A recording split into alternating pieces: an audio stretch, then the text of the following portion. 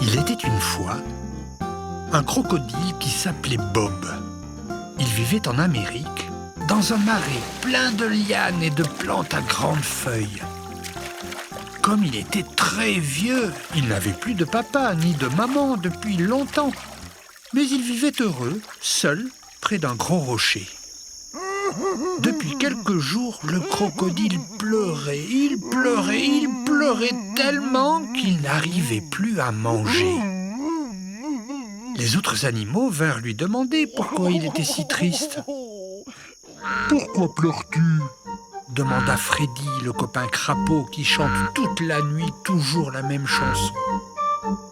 « Oui, pourquoi pleures-tu » interrogea Franky, le poisson jaune et bleu, celui qui est très beau quand le soleil se couche. « Je me sens très seul, je n'ai pas d'amis.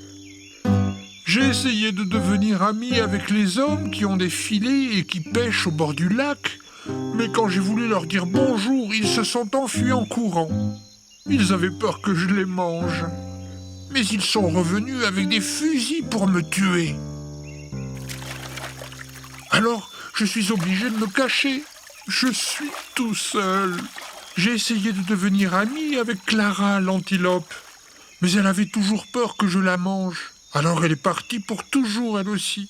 J'en ai marre d'être tout seul. » Tu peux devenir mon ami, proposa Raymond le papillon. mais à condition de ne pas me manger. Sinon, moi aussi, je m'en irai et tu ne me reverras plus jamais. C'est promis, Raymond. Répondit Bob le crocodile. Mais Raymond le papillon s'était déjà envolé. Et le crocodile se remit à pleurer, pensant que le papillon, lui aussi, était parti pour toujours. Il était même plus triste qu'avant. Les jours et les nuits passèrent. Parfois, on entendait Freddy le crapaud qui chantait toujours la même chanson. Mais Bob était toujours tout seul. Et un jour, un bruissement se fit entendre, venant du fond des marais, comme un souffle puissant qui gonflait de plus en plus. C'était Raymond qui revenait voir Bob avec tous ses copains papillons.